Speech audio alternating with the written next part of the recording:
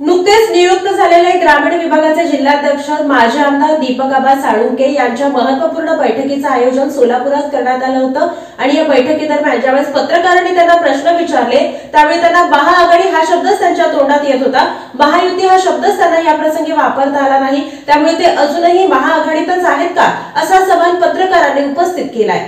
राष्ट्रवादी अजित पवार गटाचे जिल्हाध्यक्ष दीपक साळुंके पाटील यांनी मंगळवारी सोलापुरात पदाधिकाऱ्यांची बैठक घेतली।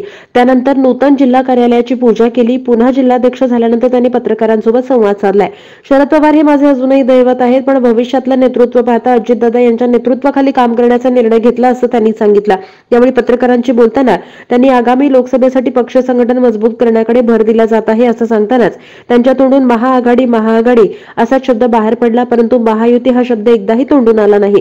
त्यामुळे दीपक आबा हे अजूनही आघाडीच्याच प्रेमात असल्याची चर्चा पत्रकारांमधून ऐकायला मिळाली। यावेळी पत्रकारांनी दीपक साळुंके यांना ते सोलापूरचे जिल्हाध्यक्ष असताना सांगोल्याच्या विधानसभा उमेदवारीवरच वारंवार प्रश्न विचारत त्यांची फिरकी घेण्याचा प्रयत्न केला। नेमकं काय घडलं यावेळी पाहूया।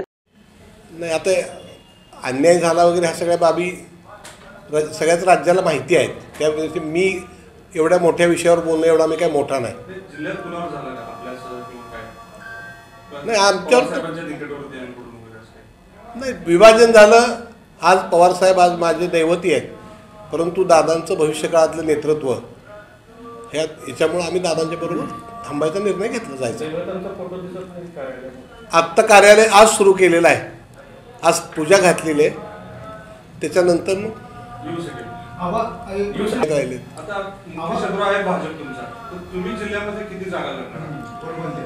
आता भाजप हा आमचा मित्र पक्ष आहे, आमची आघाडी आहे राज्याला। भारतीय जनता पक्ष, राष्ट्रवादी काँग्रेस पक्ष, अजितदादा आणि शिंदेची शिवसेना हे दोन्ही पक्ष आमचेच आहेत। शिंदेची शिवसेना ही मूळ शिवसेनाच आहे आणि दादा हे आता देशाचे अध्यक्ष आहेत, राष्ट्रीय अध्यक्ष। त्यांच्या नेतृत्वाखाली ही महाआघाडीचं आम्ही त्यांचे कार्यकर्ते आहोत। तर भविष्य काळामध्ये जास्तीत जास्त महाआघाडीचे लोकसभेवर आणि विधानसभेवर कसे जातील खासदार आणि आमदार यासाठी आमचा प्रयत्न आहे।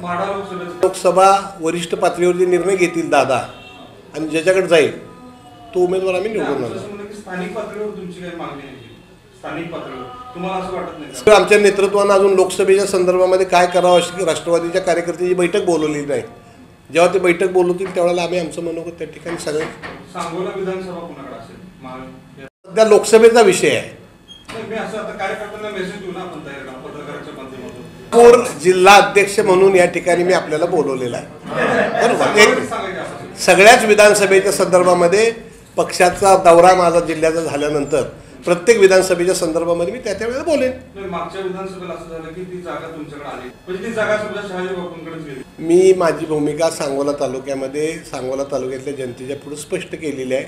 मागच्या वेळेला माझ्यावर अन्याय झाला आणि त्यावेळेला माझा नाईलाज होता।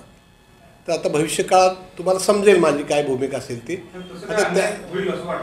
आज सांगू शकत नाही आपण, आज अन्याय होणार, भविष्य काळात काय दडलंय, अजून काय होणार आहे, माझी भूमिका मांडली। आता एक महिन्याभरापूर्वी मी जाहीर सभेमध्ये माझी भूमिका मांडलेली आहे आणि आता आघाडीच्या सरकारमध्ये आम्ही आहोत। मी एका जबाबदार पक्षाचा जिल्ह्याचा अध्यक्ष आहे आणि एखाद्या तालुक्याविषयी वेगळं काय बोलणं हे आज मला उचित वाटत नाही। त्या वेळेला ती भूमिका मी जाहीर करेन। मी अजितदादांचा कार्यकर्ता म्हणून या ठिकाणी पक्षाचा अध्यक्ष आहे, बरोबर। पक्ष संघटना आज माझ्या पुढे एवढाच विषय आहे की पक्ष संघटना जिल्ह्यामध्ये वाढवणं आणि लोकसभेला महाविकास